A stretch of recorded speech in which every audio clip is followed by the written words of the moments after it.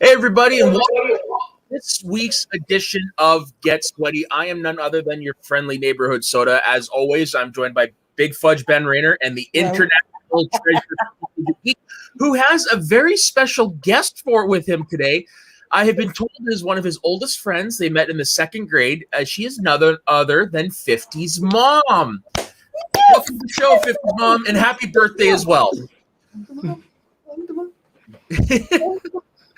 50, would you mind introducing your mother? I'm pretty sure she already did that on her own. Okay. Well, on behalf of myself and Ben and the rest of us at Big Sweaties Network, I'd like to wish you a happy birthday on air. Yeah, very much 50's mom. Okay. And in that vein, let's hop right into our subject. So our subject this week, and I thought we were done with all our TV stuff, but I guess we weren't. It is the top 5, our personal top 5 adult animated TV shows. Now, this was interesting because there's a lot of shows that you would think would be classified as adult that actually aren't. So this made this list a little challenging, but it looks like we've all managed to squeak it off. So just to clarify, The Lion Guard doesn't count because it's a show for 4-year-olds, even though it has several adult themes in it? The only way it would count is if the Lion Guard ate a hyena. Okay. So never mind. That doesn't happen on the show. Okay, so let's hop right into it. Who wants to go first? Take it away. You. Yeah. Okay, so my first one, my number 5, is probably, I got a sneaky suspicion it's going to be punted. It's I guess you could call the most famous adult cartoon, The Simpsons. Punt. Yeah, that's what I thought.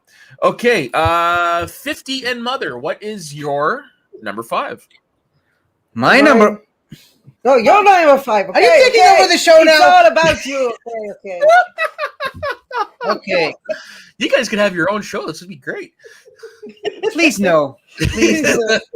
Okay, what is your number 5? My number 5, it's a show that unfortunately I only watched one episode. However, I loved what I saw, and people are saying that it's a great adult animated show, and it is the Harley Quinn show. Okay, we'll get to that later. Yeah, that's a punt on both mine and our once again missing Sweaty Souls list. Okay, Ben. Mine is my number 5 is a combination between The Simpsons and Star Trek. Futurama. Gotcha. Oh. Nowhere near my list because, believe it or not, I'm not the biggest fan of that show. It's on my honorable mentions. When you said Star Trek, I thought you were going to say Lower Decks, but no, I tried that show. Not good. Okay. For a moment, I thought you were going to go with what's that? The Orville. I was like, that's not animated.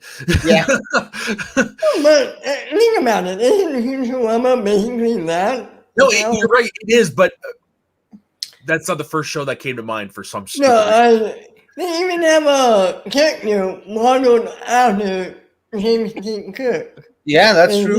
No need to thank me. What's his name again? Zach Brannigan. That's what it was. Zach Brannigan, yeah. No, it's a good show, but it's just not one of my favorites. I never connected with it like I did the Simpsons.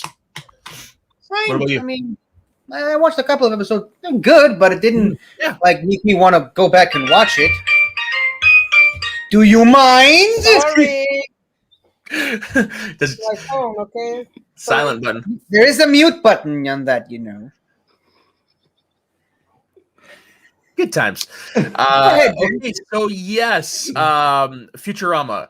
Like I said, they really connected me, but there are episodes that really are good. Like the one that always seems to come to everybody's mind is the one with Fry's dog. Yep. And they had crossovers with The Simpsons. Yep. A couple of times. And people say Bender is a futuristic version of Homer. That is true. I wonder if there is any. Did they ever say anything about any relation? No. Damn. That would have been freaking hilarious. Shared universe. Yeah, do an episode on like why their pigment is not yellow. That would have been great. Yeah. Okay, Matt, what's your number 4? For this one, we are going back to the small fictional city of Arlen, Texas. King of the Hill. Yep. King of the Hill. Not a fan. Yeah, I never thought it was funny. this is a show. It definitely is an acquired taste. Yeah. I would put this light years ahead of Beavis and Butthead in terms of Mike Judge's stuff. But there are characters in there that you cannot help but laugh at every time you watch it. Dale, Bobby, Boomhauer, Bill. Like, they're all just quirky. I guess growing up in a small town, I can relate to it because it reminds me a little of small town. Yeah, you love your mother and you know it. Yeah, he loves me a lot. I'm sorry. Do I? When he sleeps. But yeah, no, King of the Hill, again, it's a show that I really, really love. They got a lot of really good guest stars to appear on this show. You got guys like Johnny Knoxville. Brittany Murphy was one of the stars of the show. You got Stephen Root played Bill Dauterive. You got the creator of the show playing Boomhauer. For the Friends fans, you've got Lauren Tom who plays Julie, who does the voice of Connie. Supen Usinphone. No. That's can you imagine having to say that fast every time you're reading a script? Like, dear Lord. But yeah, they got a lot of, especially Famous Texans. They got the members of ZZ Top to be on there because apparently one of them, Dusty Hill, is related to Hank. Yeah, it's just a great show. Of course, you cannot forget characters like Cotton and Would you intend this to be the animated version of maybe the children a little? easily, except what's his face isn't as boring. Hey there. Hi, I'm assuming friend of 50s mom. Yes. She also is a big fan of movies and series and Right on. stuff. So yeah, that's why King of the Hill. It's at number 4. It is one that I find I do have to be in the right mood to watch. But when I'm in the right mood, I'm definitely in the right mood. Yeah, it's a good show. I agree. Okay, 50. If those kids could read, they'd be very upset. Okay, so my number 4 is in danger of getting punted again. It's Family Guy. Yeah. Honorable mention. Is it on Saul's list? Yeah, it is her number 5. So I guess we can talk about it. No, Ben punted it. Oh, Ben. Oh, sorry, I didn't hear. Sorry. Yeah, Ben punted it. It's on my honorable mentions. Okay, Ben, you're number 4. Back to you, Ben. I haven't got a chance to talk about any of mine yet. I know the feeling sometimes. Well, at least my number 1 and 2 are never gonna get punted. Well, at least not my number 1, but Yeah. we'll get to that. All right, Ben, what's your number 4? What about the second? Yeah, I definitely. It's not on my list, but actually, it's because I haven't seen that much Robot Chicken, to be honest. It is so funny. Little 15-minute shows that just parody everything. They bring in old IP. Seth Green is a creator. It is a funny show. Star Wars stuff he does. You can get into a rabbit hole for hours. Yep. It is a great idea, a great show, and that's why it's my number 4. It is a show I've seen very frequently, but I have seen all the Star Wars stuff, and I do agree with you. It is funny. Funny. My favorite sketch they've ever done is at the convention where the guy who's telling the story to his son is dressed as oh god, what is the thing they ride at the beginning of Empire again? The one that Tauntaun cuts open. Tauntaun. Yeah, he's dressed as a Tauntaun, and fans are ambushing George Lucas, so he tells George Lucas to haunt Bond, and he acts like a Tauntaun and escorts him. And then it gets to present day, and the dad says, "That was the best day of my life." The son says, "Not even when I was born." The dad's like, "Not even close." I haven't seen much other than the Star Wars stuff, but I think the Star Wars stuff is enough to get a spot on my honorable mentions. Like, I even back in the day, I just for fun, I did some voiceover for some of the stuff from the Star Wars stuff. Like with Darth Vader and Lando on Cloud City, when he's like, "I have altered the deal. Pray I don't alter it any further," and he keeps coming back with making the deal even worse. Here is a unicycle. You are to ride it wherever you go. But that wasn't part of the deal. I have altered the deal. Pray I don't alter it any further. Nice.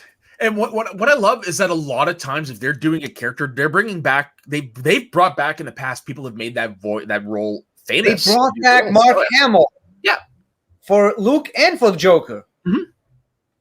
Okay, to be fair about Mark Hamill, he is a very talented voice actor. You know, One of the best. He is, but what I'm saying is like a lot of people never think they'll see, like, I'll use this as an example. They never thought they'd see Mark Hamill do Luke Skywalker again until he did it on Robot Chicken. I'm saying they brought back actors like that, people who've had famous roles that you never thought you'd see them reprise, but they get them to do the voices of it. I think that just shows how popular, and honestly, I think it shows how good their crew is that everybody's willing to do this.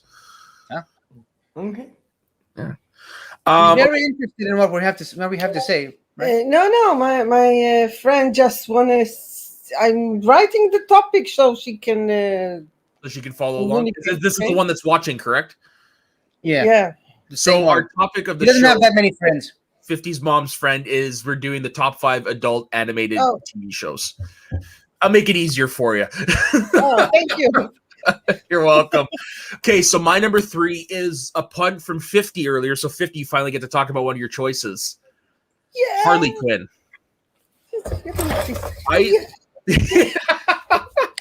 I like 50. I've only seen the first season. I have the second season. I just haven't sat down and watched it. But that first season, some of the best animated stuff I've ever seen. Like, I'm not gonna lie. It is a great show. And it's amazing that we have now 2 great versions of Harley Quinn that we can look at. 50. And who would have thought that Penny right? Penny would actually make a great Harley Quinn. It's a great Harley Quinn. Oh yeah. And what I love about this is they're not afraid. This is an animated show about characters we all know and love that's not afraid to lean into the LGBTQ community, because in the second season, spoilers, Harley and Poison actually end up together, which is something that's really a spoiler, though. Really? Well, it's because the show's only about 2 years, so I was just being cautious. But everyone knows about it from the comics already. Yeah, but that's the thing. Like, that's the thing I'm learning. Like, how many people actually read the comics? And I don't think did they ever properly hook up in the comics, or was that just alluded to? I think so. It was also alluded to in Batman the Animated Series back in the day. That's true. But either way, this is the first one to actually show them.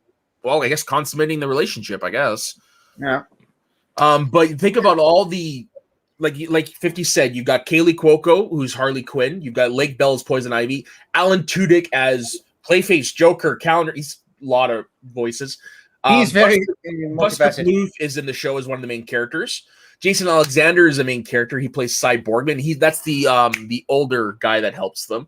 And then, of course, bringing people in, you got guys like Diedrich Bader, Giancarlo Esposito for you Breaking Bad fans. You got Michael Ironside. And Mandalorian fans. And Mandalorian fans, that is correct. You've got Newman himself voicing the Penguin. You have Christopher Maloney as James Gordon. Alfred Molina as Mr. Freeze. Like, they got a really great cast for this. Who's Batman? Diedrich Bader, who did the voice of Batman Brave and the Bold, which is another underrated show. Wait. Oh, no, that's my bad. I was confusing with someone else.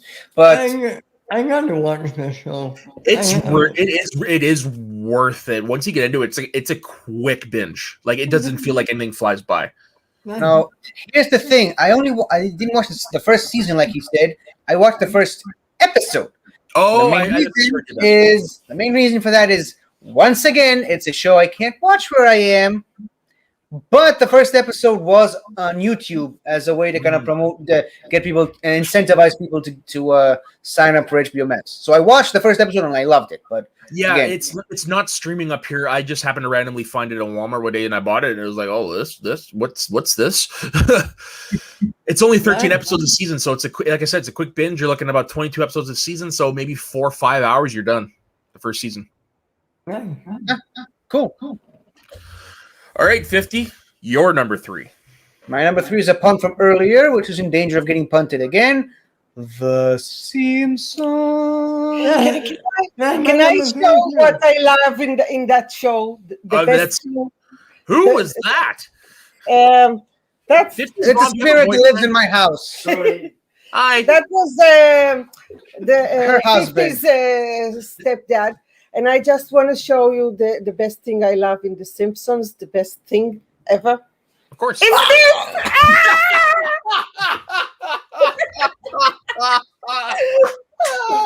Oh, Soul's killing yourself that she had to miss this episode. I love it. That's amazing.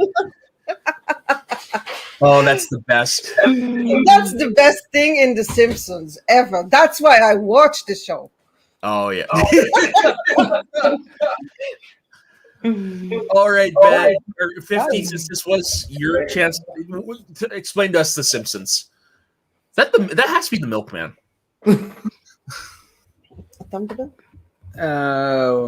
What? I wasn't listening in the... Tell us why The Simpsons is your number 3. Because it's a great show. It's funny, and I loved it. Now, to be fair, I haven't watched all of it because there's a lot of seasons to it. But the ones I liked, I don't think I've watched an episode I don't like. And, I mean, it's funny. It's a representation of a quote-unquote nuclear family, American nuclear family, something I have no idea what it is. But, I mean, it's just... it's funny, and it's very topical. And the fact that they keep somehow predicting the future on this show is amazing. Like, I watched, and it's not like they ever stop. They keep doing it. Like, it's almost. Have you seen? I don't get it. Have you seen that meme of like God sort of copying the homework from The Simpsons? Yeah, that's more or less what it is. I mean, they predicted basically half of 2020 in one episode. Yeah, the one that really boggles my mind is, well, 2 of them actually, is the reference to President Trump and the one where they predicted that Disney would buy Fox. Like 20th Century Fox, a subsidiary Disney. And now those were done a good, I want to say, at least a decade ago. Like those were, I think, done in the 90s, which is insane. But and the level of accuracy that they do that, like I said, that episode that they predicted all of 2020, basically, here's the episode in a nutshell. A couple of Chinese people sneeze into a delivery box that's delivered all the way to the United States, which creates a massive virus all over Springfield, where people are running in the streets, there's rioting, and people not listening to the doctors who tells them to stay at home and be healthy. There's riots in the streets, people getting killed, there's fires, and buildings are burning down. And if that wasn't enough for you, at one point they destroy another shipment from another place that sends a swarm of angry wasps all over the we had right at the beginning of last year. Exactly. It's all of 2020 in one episode, which was like in the 90s or early 2000s. It was crazy.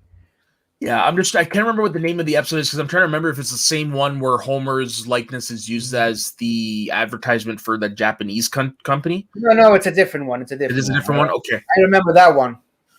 Yeah, because I actually saw that people are actually selling that little figure of Homer's likeness as a little figurine. So I'm going to give you an idea of how long ago they predicted COVID. The episode dropped in season 4 in 1993. They predicted COVID almost 30 years ago. Wow. That's insane. Wow. But Ben, so it's also your number 3. So it must mean a lot to you. I mean, it's the background of your video. Yeah, I mean, I didn't know what it represented for the family. I love the small, I don't know if you would call it a small town, but I love how that town is a character unto itself. Of course. I love all the side characters. Probably one of my top 5 favorite TV villains is Sideshow Bob, played by the great Kelsey Grammer. Those were great episodes. He's so great that they brought his Fraser family onto The Simpsons too. That's right. Didn't they get John Mahoney to play his dad as well? Yeah. They got John Mahoney. David Nathan Pierce, and I think even St. Reeves, Oh, if nice. I'm not mistaken. But yeah, I love the show. Think what you want about now, but back then, like 25 years ago, it was peak Simpsons. Here's something that I keep mentioning a lot on this very show. Lego Dimensions, they actually made the Simpsons characters in a Lego game. I believe it. And you can actually go to Springfield. There's an entire level. Now, here's the main downer of that episode. First of all, they didn't use any of the actors. They just used archive recordings. Mhm. Basically, they only used Homer's voice. Everyone else are just completely silent. That's kind of a bummer. But still, you get to go to Springfield, and you get to play as Homer, Bart, and Krusty the Clown, and you get to do all kinds of crazy shenanigans. And there's even Shenanigans. I love the word. Hey. Shenanigans. you know what you are.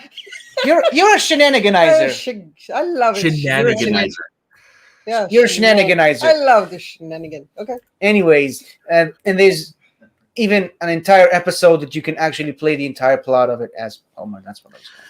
Now, it's number 5 on my list. It's not because I don't like it. It's because I'm one of the people that I've reached a point where I feel the show has run its course. It's rewritten its own continuity so many times. It's consistently rehashing the same storylines. But that aside, everything up till I'd say season 20 is phenomenal. The movie is great. Those seasons are great. There's really great episodes like Whacking Day, the one where Lisa gets sworn in as the beauty queen. There's the one where I can't remember what the episode's called, but basically they're talking about how Maggie was born and how at the beginning nobody thinks Homer cares about Maggie, but you go into his office and it actually says it's the pictures all of Maggie and it's covering up the message that says don't forget you're here forever, but he molded it to it says don't forget you're doing it for her. Wow. They did some really great episodes in those first 20 years. I'm worried that diminishing quality is going to ruin its legacy a little bit. Because it's been on as long as I've been breathing, 32 years. Wow. That's a long time for a show. Yeah. Yeah. But from what I've been hearing, great. it's like I said, I haven't watched all of it, but from what I've been hearing, it kind of went down in quality in people's minds for a while, but then it came back stronger than ever. So that's at least what I've heard. Yeah, it's very up and down, but the stuff I love, it's some of the best stuff you'll ever see on TV. Yeah. I wouldn't say up until the movie, it was good. I'd say that. And according to them, the movie really, really killed them as far as the production was. That's because they were working on the show and the movie at the same time, and that's why they've never made another one. Yeah, and that's the movie's great. And that's why Seth MacFarlane is waiting into after the show the new Family Guy movie. Yeah. Yeah. And my mom really, really likes the one episode where they come to Israel. Yeah. Did they? I haven't watched an episode. So long. They did a 2-parter where they came to Jerusalem.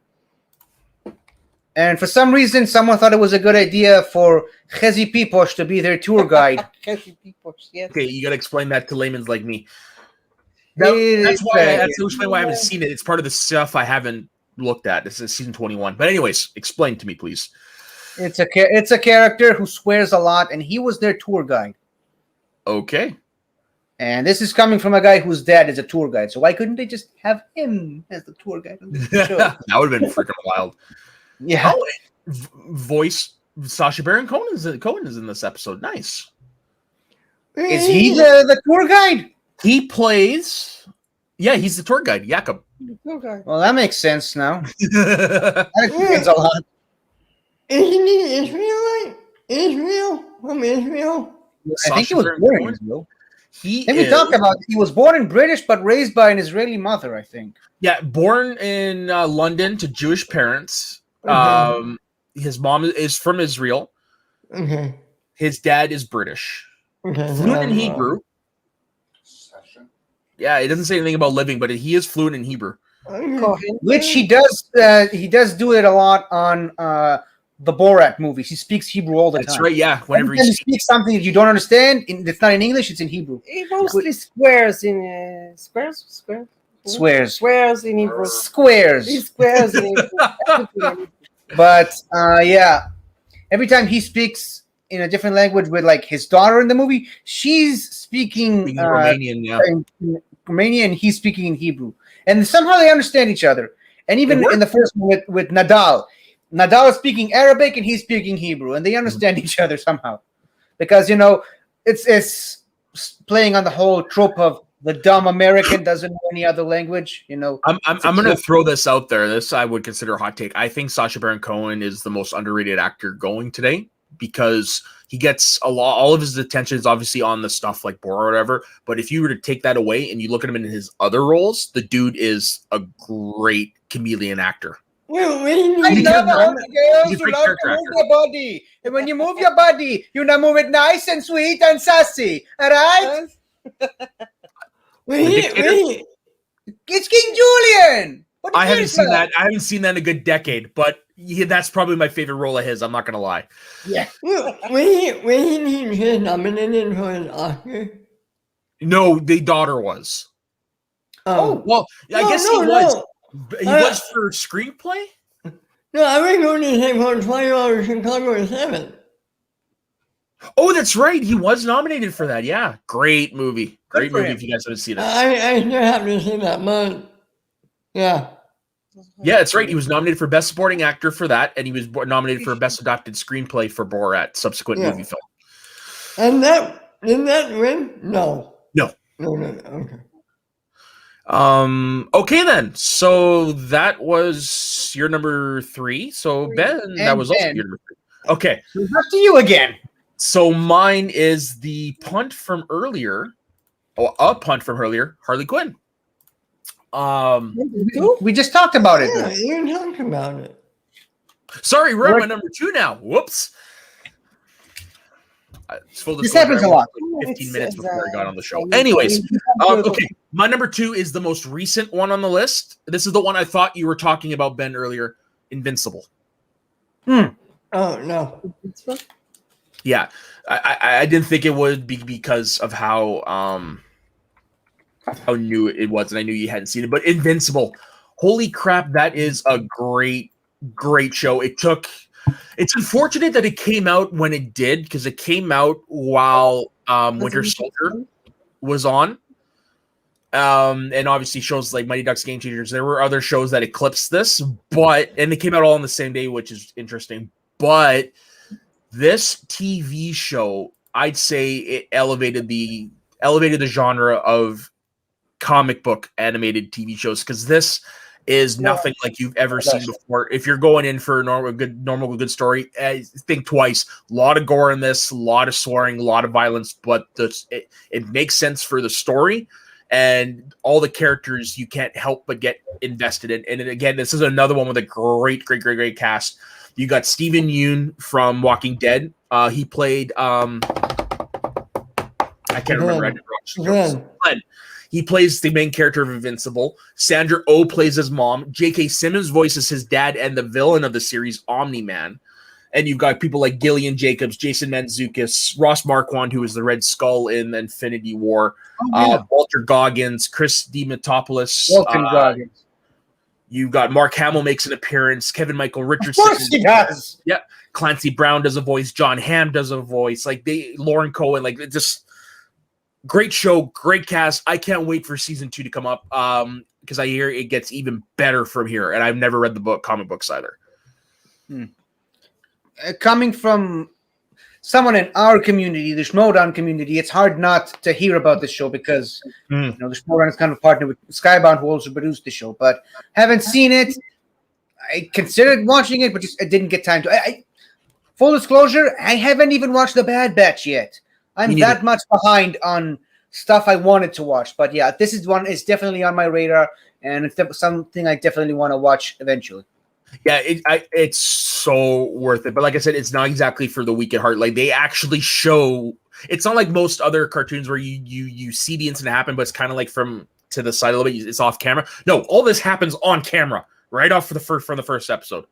And basically, it's the main crux is it's kind of like the Injustice video games where it's like, what happens if Superman were actually here was sent here to conquer us? Is what it is, and it's just so Like Brightburn, that movie from 2 years ago. Kinda, yeah, kinda. I highly recommend the show, but like I said, it's not for the weak at heart.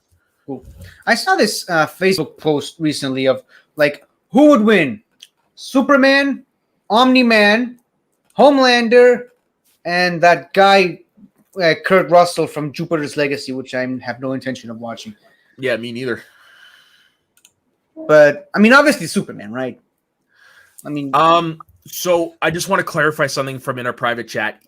According to the internet, yes, that is technically an adult cartoon. It was the first adult cartoon because it was aired in prime time. really? Yeah, because I guess cartoons, when it comes to being classified as adult, it doesn't necessarily have to have the content. It's more of also part of it of when it airs.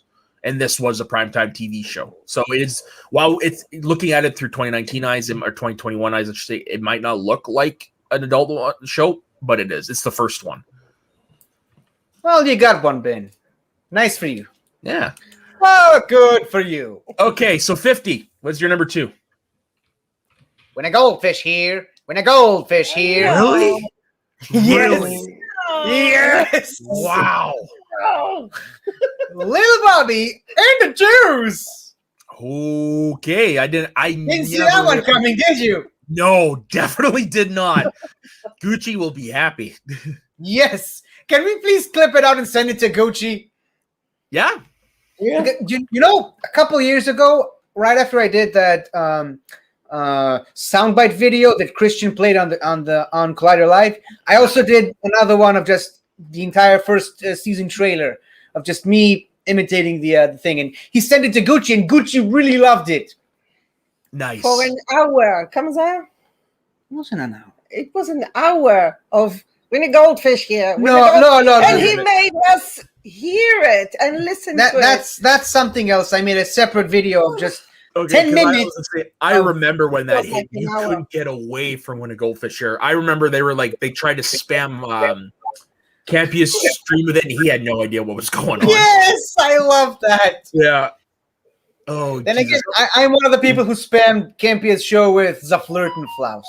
So, Fair point. yeah. Thank you. So I'm not going to speak much on that show because I did watch the first episode out of support for Gucci, but it is definitely not in my wheelhouse. So I didn't watch anything past that. So 50, take her away.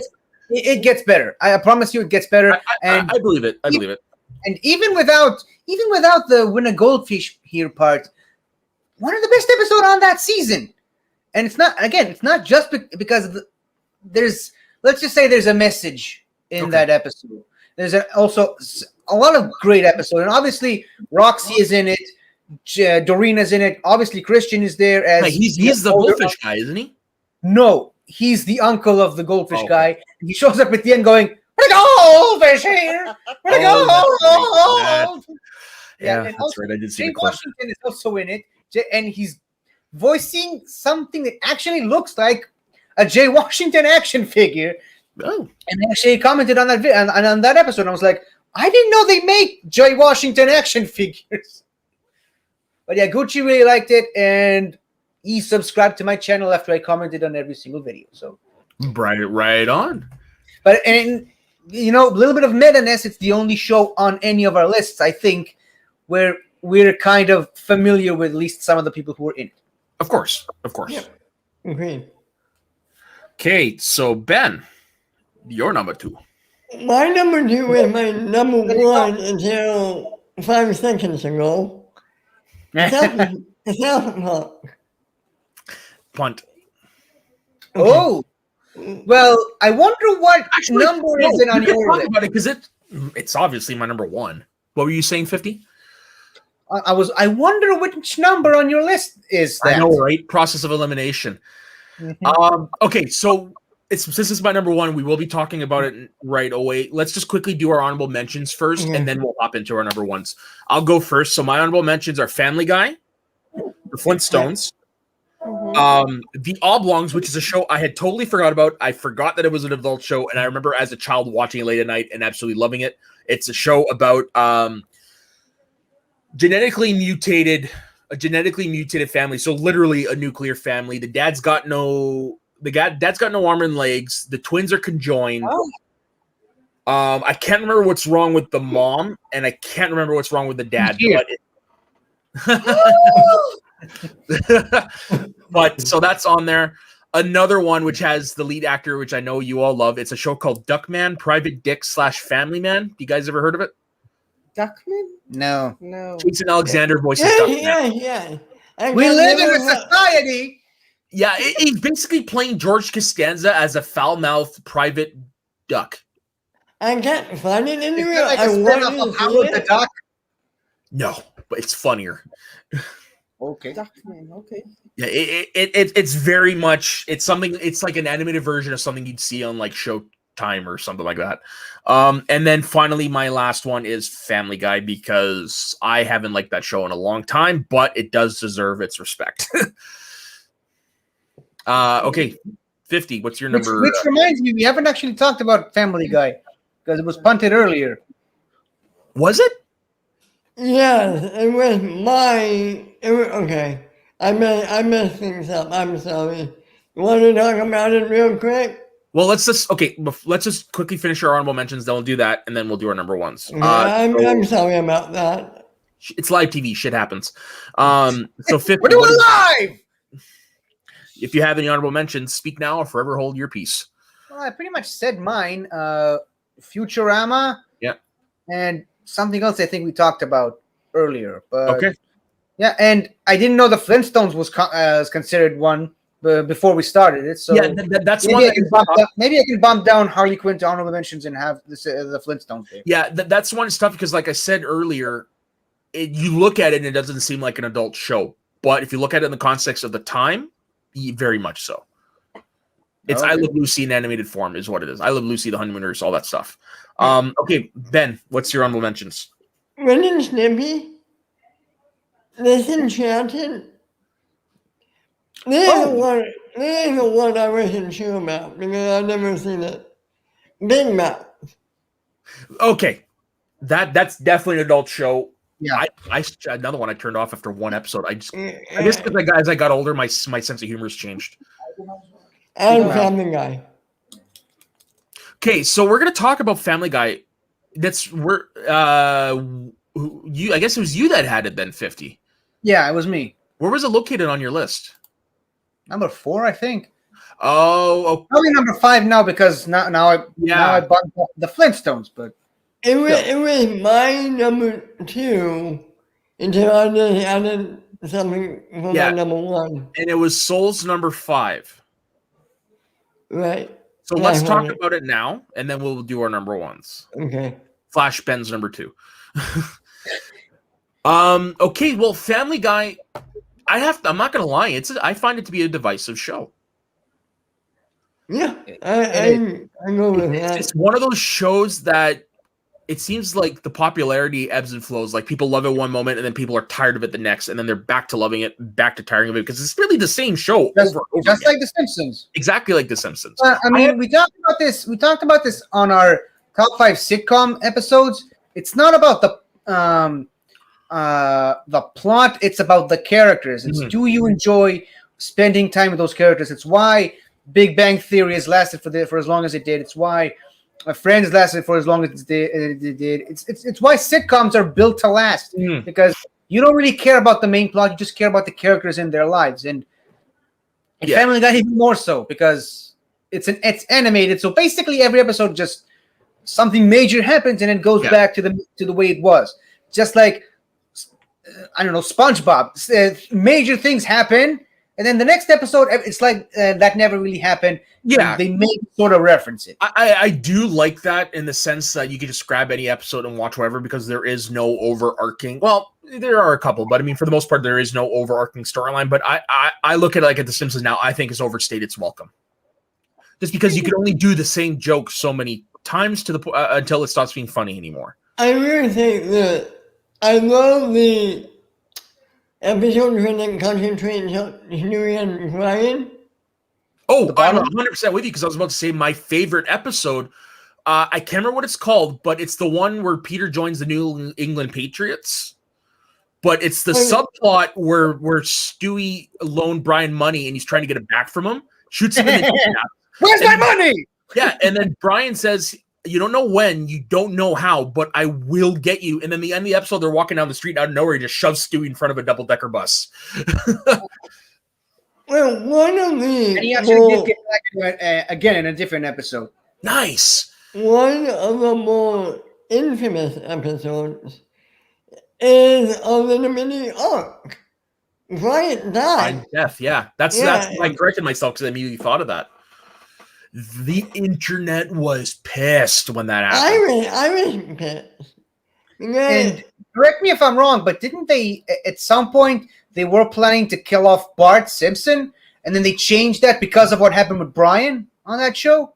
That I've never. I vaguely remember something like that. I never heard that, but yeah, everybody was pissed, man.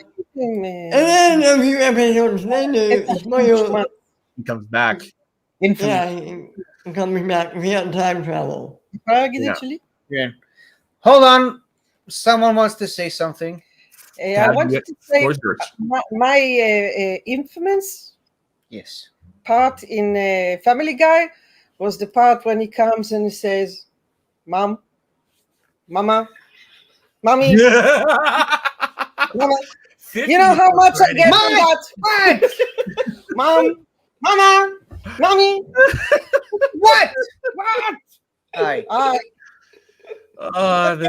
This is the best. So, do you guys still watch Family Guy? Sometimes. The last we know. The last new episode I saw was the Simpsons crossover. God, I don't know how long ago. I think it was like 3 years. 4 years. All I know is after I moved back to Terrace from Vancouver. Okay. But that's the last episode I saw. What about you guys, if you can remember? It's been a minute for me. Yeah, same. Like, and when the show was hitting all its targets, it was a great show. Like the first Star Wars special, so good. Yes, so good. That was a good one. Yeah, I find they got worse as they went on. I don't Really? remember. I like all three. I like all three. I like the first two. I haven't seen the third one since it came out, but I remember not liking it. I found it boring. Maybe because by that point my attitude towards Family Guy had changed. Well, it's like you said, when it hits gold. Yeah. But the problem is consistency. I don't think it's there for a while. Mm-hmm. It's been stale for many, many, many years. Yeah. I'll say this, but about the third one for the Star Wars special, I still to this day I can't watch Return of the Jedi without laughing at one particular scene, and it's when there was like in the shuttle class Tiberium, Andrew DiMolanta, he was like, it was the moment where they're like, I don't know, fly casual, and the entire ship just goes.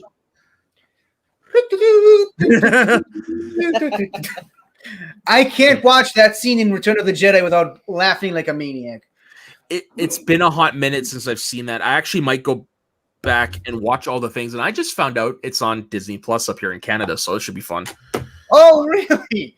Family Guy is on Disney Plus. Well, it's because we don't have Hulu due to distribution rights, so so all the Hulu stuff ends up on Disney Plus. It's so wild to see some of the things you wouldn't expect to see on Disney Plus are on there. For example, It's Always Sunny in Philadelphia. The first 5 seasons are on Disney Plus. That's wild.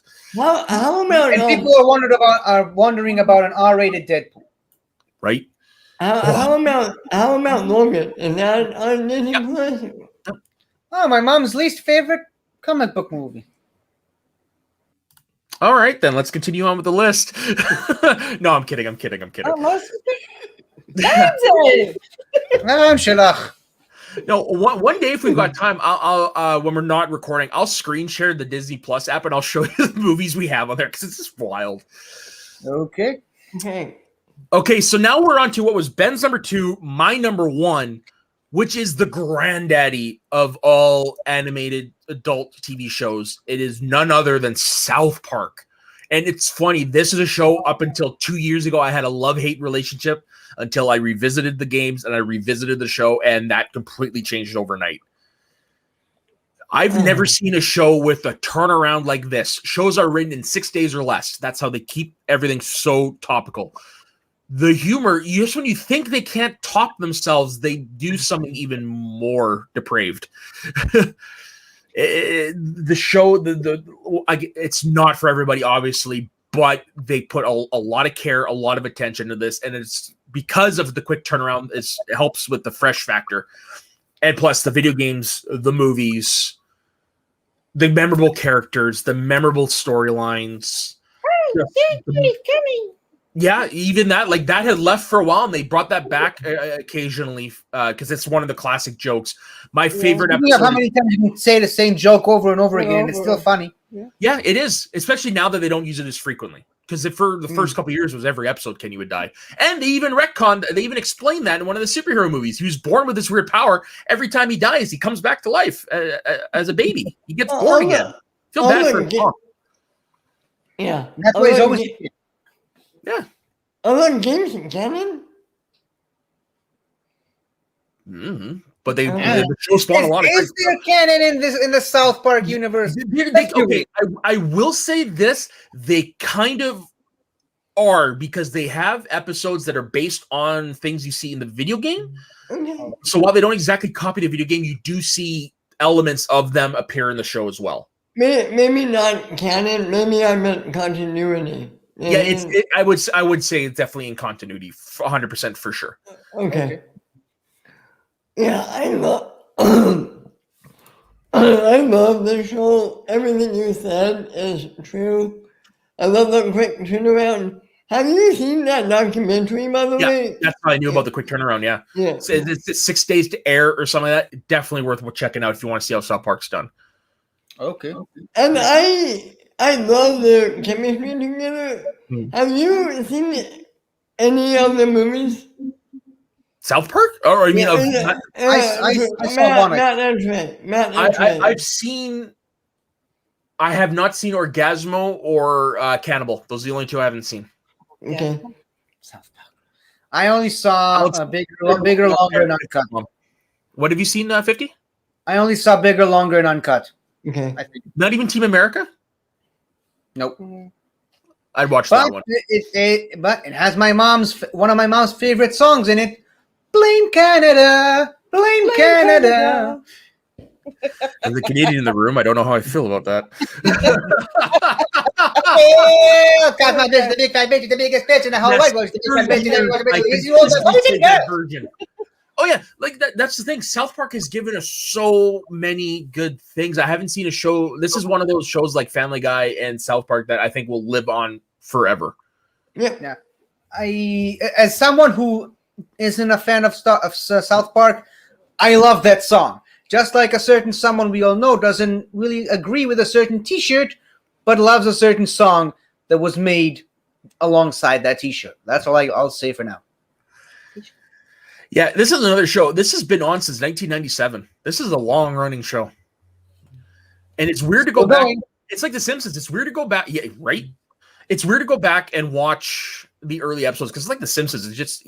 It's just feels different because back then it wasn't done computer. It was done other ways. But I want to give a shout-out to the pandemic special they did this year. Oh, my God. That was so... This year or last year? Another one? I guess it was last year, yeah. It all kind of rolls in together, doesn't it? Yeah. What is time anymore? Special, not so much so, but that pandemic special was really, really great. And it's shone a not so pretty light on how people are acting during this pandemic. Let's just say that. We went from a show that predicted the pandemic to something that's reacting to it. Yeah. That opening song that Cartman sings gets me every time. Okay, so this actually is an episode I would recommend watching because while there is a subplot that there might be considered a little gross, it's pretty tame compared to other shows, but how they explain how the coronavirus came about is the highlight of the episode for me. Because goddamn, that's Is it better than how they explained it in Borat's subsequent movie film? Yes. Okay. Speaking of Borat, let's see if I can find the part of it where I can. Oh boy. Yeah. Okay. At Integrity, okay, by this point, the Marshes are into selling pot. I'm just going to give you that much. At Integrity Farms, Sharon informs Randy that her brother, Jimbo, has COVID-19, but Randy insists Jimbo is sick because he is a fat alcoholic. Randy learns from the television news that the pandemic began with a bat in Wuhan, prompting a flashback to his past visit to China, where he and Mickey Mouse had sexual intercourse with a bat. Realizing they are responsible for the virus, Randy calls Mickey Mouse and then wanders around South Park, guiltily observing the negative impacts of the virus. And then all of a sudden it's revealed, no, it's not a bat, it's a pangolin. The pangolin from Wuhan is brought to the United States for study in the hope of developing a vaccine. Fearing his zoophilia will be exposed, Randy steals the pangolin. Mickey Mouse threatens to kill Randy and send his DNA samples to scientists to create a vaccine. Randy convinces Mickey to give him more time by promising to find a cure. That night, Randy enters Jimbo's hospital ward and gives him a marijuana joint mixed with Randy's semen. The following day, Sharon informs Randy that Jimbo has recovered. Randy sets about augmenting his pandemic special marijuana with his semen, but interrupted when Sharon summons him to observe that Jimbo has grown a mustache identical to Randy's. The local hospital has become packed with male and female patients afflicted by the same type of mustache.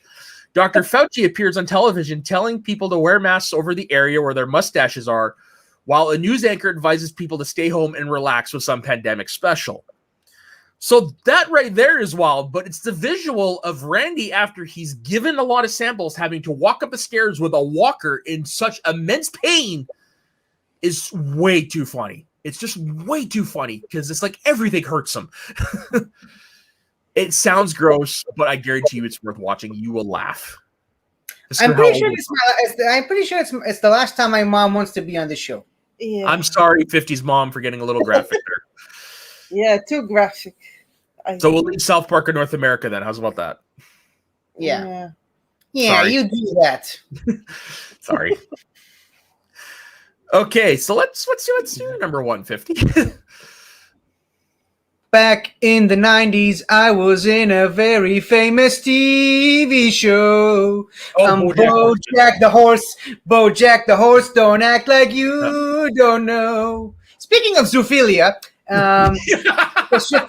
it's a show, I mentioned it before, but it's a show about a horse who is a famous TV actor from the 1990s or 80s, I can't remember. And now he's just a washed-up, middle-aged actor trying and failing to get his life back together.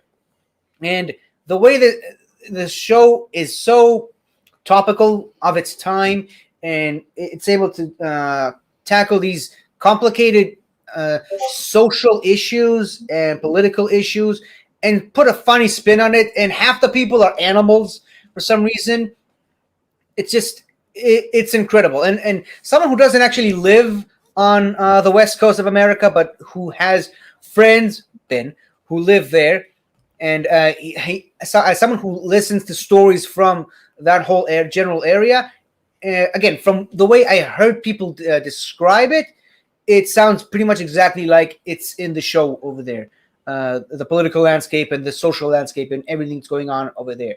And even just the animation, it's kind of a simple animation, but the way that almost every single character is an animal of some kind, but the anatomy that they were able to put into the show, going so far as just the teeth.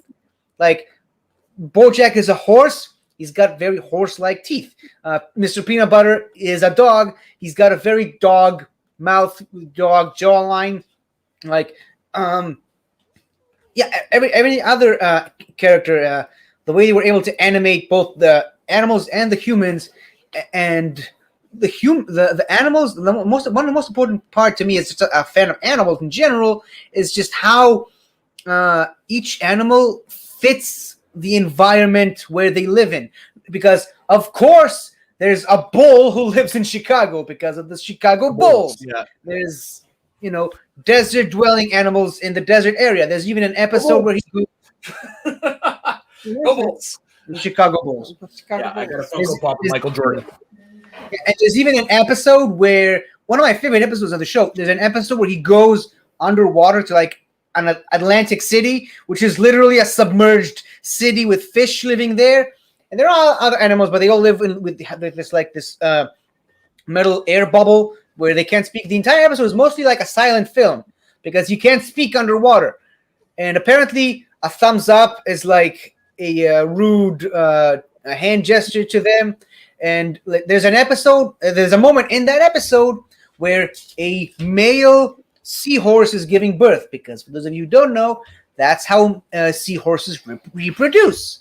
Mm-hmm. So like the attention to detail and the thought that went into that show is crazy, and it's crazy fun, and I love it, and you should watch it by now because I mentioned this show you have enough times. When I'm done my second in a row rewatch of Friends, this is the show that I'm going to start. That's not the show for the one with the recapping. Because you've talked about it so much, you've convinced me to watch it. It's just I have to sit down and watch it. I think this is a show I would enjoy. I really do. I think you should. Yeah. Nice. All right, Ben, take it home. Well, my number one, the Flintstones. I don't know how I didn't think of it, because this was the first adult show made in prime time, an animated adult show. Family Guy and The Simpsons already knew various versions of this, and they even say that in the crossover when The Simpsons when the Simpsons sue Family Guy because they think Family Guy is copying them, insurance is Fred Flintstone.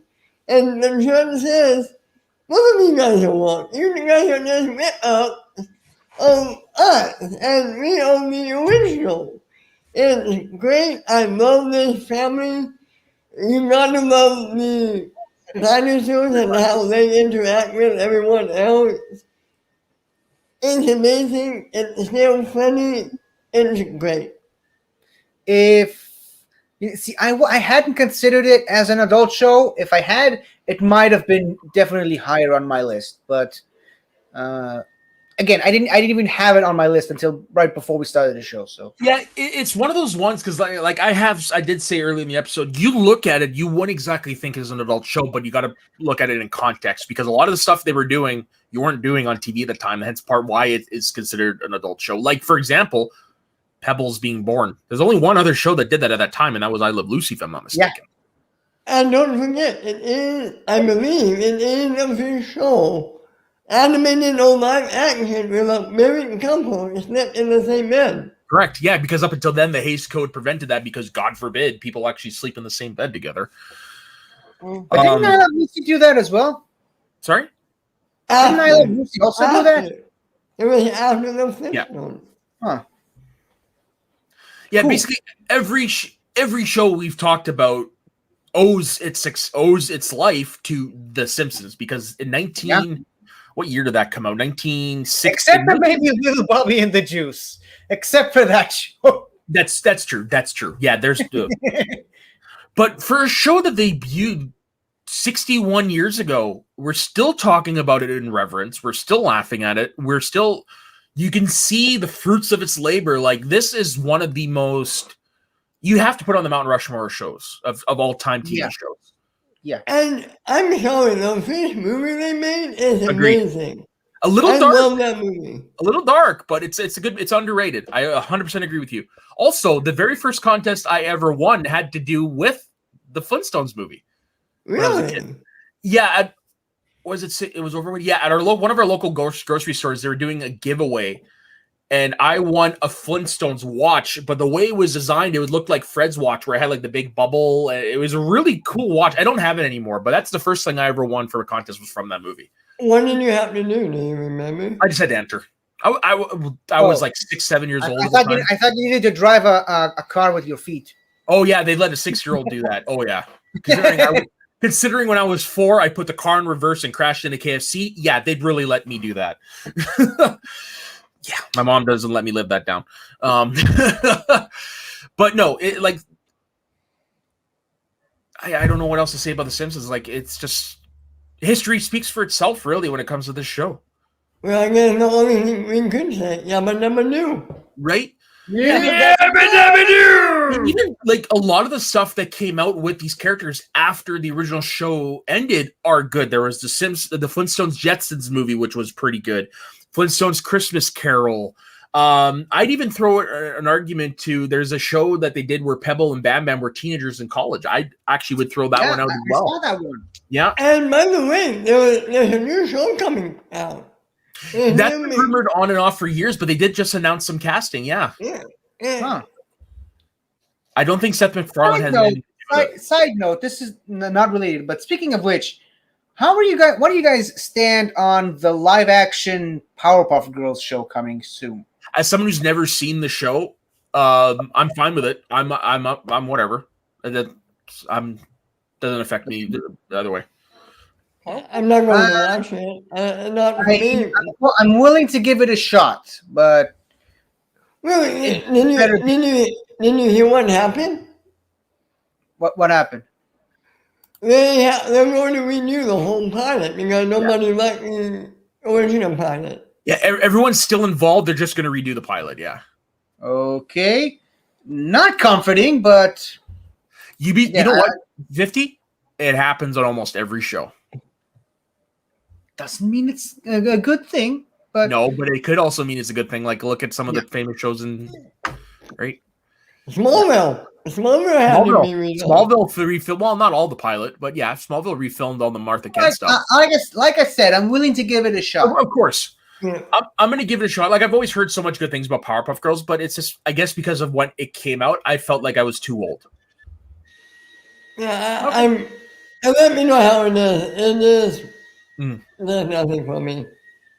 Okay. Yeah. But so I guess that brings an end to our top 5, because I mean, how could we not end it on the Flintstones? Like, it's like I Love Lucy. Like, that sets the bar. Yeah. I did try to find my DVD set, but I don't know where I fucking put it. And of course, no show that involves the Flintstones will be complete without you mentioning that story about the giant statue of Fred Flintstone that's. I was thinking about bringing that up, and then I remember that I had told it, but since you said so, I'll bring it up because I don't know if your mom heard the story. So in the 80s and 90s in North America, we had a theme park called Flintstones Park. So basically, you go there, everything was built like it would be in Bedrock. You had people, it was like going to Disney World, but for Flintstones. I did manage to go when I was 7. There was a place in Kamloops or Kelowna, where I live, that they had one of these theme parks at, but outside of the place, they had what's known as, is it the 40-foot Fred or the 50-foot Fred? Basically, it was a large cardboard cutout of Fred Flintstone. It was one of those it was like one of those like wonders of the world sort of thing. Like, everyone knew about it. Well, when the Flintstone Park closed, it disappeared. Nobody knew what happened to it. Fast forward a number of years ago, they found it in the farmland of a farmer near the area, and it was just lying there on his field, and you could actually see it from Google Earth. But after that article came out, the guy actually took it down and is now dismantled in his barn. Oh. Yeah, I'm going to quickly see if I can find a picture of it. 50-foot. The wonders of Google Earth. The wonders. Yes. Yeah, right? I remember when that came out. I just spent most of my time looking at stuff where I knew. Yeah. So this is the 40-foot Fred. It's just basically, it was 40-foot, not 50-foot, but it was this giant Fred Flintstone cutout, and then it ended up in the guy's barn. Wow. Yeah, and now he's taking it fully apart, which sucks because I mean I understand the legal ramifications, but I think it would have still been pretty cool to have it on display personally. Where's the Google Earth picture? Oh, see, yeah, 40-foot. A yard. Yep, right here. It's not the best pick, but not invite. Damn it! It's not the best pick, but you can still tell. Oh wow. Yeah. Yeah, right there. Wow, Yeah, and then like I wow. said, it's been taken down. Yeah. Upside down. Yeah, I can't remember what year this article was written, but yeah, it was all made of plywood and stuff. But the guy just took it apart and put it in his garage, which sucks. What did he do with it? He built another shed with it? Well, the dude owns an acreage of farmland, and you take something like that apart, you're looking at maybe what, a dozen sheets of plywood. It's not that much to store. But anyways, that has been our discussion on our top 5 adult animated shows. What's the topic for next week? Do we have one? Well, it's my turn to pick, but I think the birthday girl should take a shot at that. All right, 50s Mom, as our honored birthday guest, what is your topic for next week? This theme combines my favorite thing, and he doesn't know it. No one knows. My top topic for the next show for you is the top 5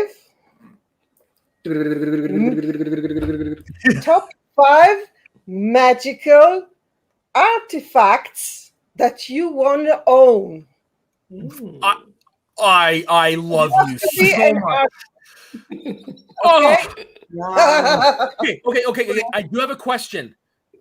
Does it have to be something that's in the real world? Can it be something from like a comic book or something? Or does it have to be something that everyone knows? It can be from the comic. It can be from the movies. It can be an historical item. But it have to be an item because I like to collect stuff. Oh, this is going to be great. Top 5 magical. It have to have magic in it. It's magic!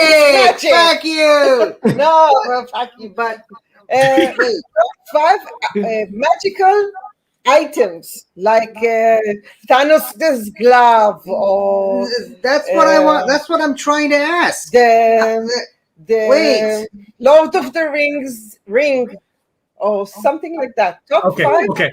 Like Harry Potter, like the Time Turner, or. But here's the thing: how do you define what's magical or not? Something that has magic. Is a lightsaber magic? Nope. It's not magic, no. But it has a kyber crystal in it that's in tune with the Force, and the Force is magic. No. How about this? Mythical objects. Because I think that kind of maybe. No, something that has magic. Okay. But lightsabers have magic in them. No, they don't. What do you think powers the lightsaber? It's not magic. It's a kyber crystal in tune with the Force. The Force is magic. No. Okay, I'm definitely clipping this part out and I'm sending it to my Star Wars friends. Speaking of which, Nick, can you ask Gold Leader if a lightsaber is magic? Well, 50. I'm going to plug that right now. At 6 o'clock tonight, I'm going live producing a Star Wars show. And if you are awake, 50, send in the question. Okay. It's at 6 o'clock my time. I don't know what time that is for you. For me, so I'll try. Okay. If I don't see you in the comments, I will ask them on air for you. Thank you. I might be in the comments if I am on. I promise tonight's show will not be almost 3 hours. Thank goodness. Yeah, that was a sojourn. But definitely tuned in because there's going to be some hilarity tonight. I will plug the show a bit later. Okay, so that is our topic for next week. Top 5 magical items you would like to own. I guess nothing is on the table, so this is going to be. Are the Green Lantern rings considered magic to you? It's alien magic. The first Green Lantern ring could be. Oh, the Alan Scott Green Lantern ring. Because while it's like tangentially attached to the Guardians of Oa. I have a question. Can it be from movies and TV? It sounds like everything. You can go from real world. It can be literature, movies. It can be anything. So this is going to be a great list. From the books, from the movies, Video games, folklore, there's real life the things. Bible. The Bible you can own. There was an animated show that I used to watch when I was a kid because I grew up in a Catholic household. And basically, the show, the credits is these three kids. They find a really old textbook after they fall into a cave, and they get transported back to biblical times. Sounds like that great movie on King's Arthur's Court. Kinda, but biblical and way before that. And has the voice of Rob Paulson, the voice of Pinky. Pinky, that was the first time I'd ever heard his voice, and it wasn't on Pinky and the Brain. Go figure. All right. Next week's gonna be fun. Okay, so thank you very much for joining us all today, and thank you very much, 50s Mom, for joining us. It has been a hilarious pleasure to have you on. You were welcome on anytime. Thank you. Maybe I'll take his job. I have a job? No, are you paying me to do this? No, his place. Sorry. His place. Well, hey, if he can't make it, you're more than welcome. Yeah. If she can figure out how StreamYard works. Touche. I'm just a guest, and it was a big honor. Yeah. And the best birthday gift ever. Well, once again, happy welcome. Happy 29th birthday from those of us at Media Sways Network. Happy birthday. Okay, so the 50s. Where could everybody find you? You can find me on my channel, 50 Shades of Geek, without this one here. You can find me also on Twitch. I've been streaming pretty much every day now. Pokemon Snap, I've been streaming that every day. All the live streams from the previous week and ongoing will be on my gaming channel, 50 Shades of Gaming. You can check out my Patreon, patreon.com/Pokemon Star Cross and Crescent. I'm designing a Pokemon fan video game based on Israel. And you should go look for my upcoming match in the fan leagues over on Multiplex Entertainment. On Fandom Fights, I did a round 1 tournament match against a champion in 2 divisions. Go see how well that went for me. Alrighty. Ben. You can find her in the live chat comments on this show sometimes. Yes. Sometimes. Ben, where could everybody find you? You can find me at Ben_Radio on Twitter. You can find me in about 2 hours of Mount Schmodown. A Schmodown show where we go into players' careers. Today we're going into the career of Alex Damon. Oh, that's going to be a good one. Yeah. Speaking of Star Wars. Right. Exactly. Matt is going to be on too, so that'll be fun. And you can find me every Tuesday on Shooting the Breeze here, and Friday on Recapping the Past, and every week here on Get Ready. And I think that's everything. Yeah. Yep. You can find me on my personal Instagram and Twitter at soda_the_saxman, as shown above my head here. You could also find me on all the shows that Ben has mentioned on this channel. And if you haven't checked it out, check out our Shooting the Breeze episode from this week. It was just myself and Ben. We reviewed the Friends reunion special, which I've seen 3 times now, and it just cements my love for the show. So that's why Saul wasn't here today. Oh, maybe. Who knows?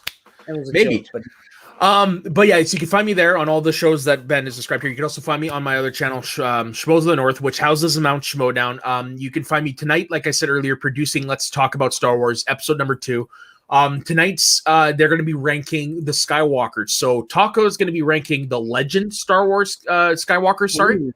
And Go Leader Evan is going to be ranking the canon Skywalkers. So this is gonna be a fun show. Like I said, I'm producing. You're not gonna see me on camera, but prepare for some laughs. Okay, that's pretty much my role. I'm the Cody Hall of this whole shebang. So you can find me there. You can find me over. Damn right. Schmodown 9 in Canada every week, breaking down the matches and stuff of the week, and then we will eventually be coming back with Northern Consultations. I don't know when, but definitely keep an eye out for that. So like and subscribe to. Yes, go ahead. Finish that first. Oh, no, I was going to wrap up, so if you got some to... And also, make sure to later tonight check out Soul over on Yes. John Roca's YouTube channel on the Ultimate Schmodown After Show, where they will be recapping all the Schmodown matches that happened this week, including the pay-per-view that happened last night. All the craziness on top. And they have special guests, Brandon the Kid Meyer and Ace Andres Ace Cabrera, Upset City himself. Yeah, thank you very much for that. I totally forgot to plug that show, but yes, definitely check out the Ultimate Showdown Show. Great show over there as well. I have one more thing to add. I'm sorry. That's what we're here for. I told you, man, make a list. This week on Wednesday night, I'm doing a which Disney villains is the best. I'm doing a special one night only ranking thing. I have people coming on. 50. Are you coming on? Sure. But don't you think you should change the name to which Disney villain is the best and why is it Scar? Hey, I sandwiched it. I had a Lion God reference at the beginning and a Scar reference at the end. There you go. Nice. How did you put it in? They wanted to plug that. I'm going to try my damnedest to be there for that because I do want to be involved in that. I'm just going to find out when my ball schedule is. But yes, your ball schedule. Yeah, I'm going for an exam. No, I play slow pitch softball, and the season starts this week. Oh, yeah. Okay. That balls. When did you say that has been? Wednesday night. Okay, I'll try to be there. Okay, well, on behalf of everybody here, don't forget to like and subscribe to Media Sweaties Network. Don't forget to like and subscribe to Schmoes of the North. Don't forget to like Ultimate Showdown Show. And if you haven't already, give a like to subscription to John Roca's channel, which houses that. Don't forget to give a like and subscribe to 50's Twitch channel and his YouTube channel. And also, don't forget to check out his Patreon as well. It's actually really cool, which I haven't heard you plug in a while. Yeah, and I got some new stuff coming. Right on. Definitely check that out. So on behalf of myself, Ben, 50, and the birthday girl, 50's mom, thank you very much for joining us, everybody. We will see you next week on another edition of Get Sweaty. And don't forget, everyone,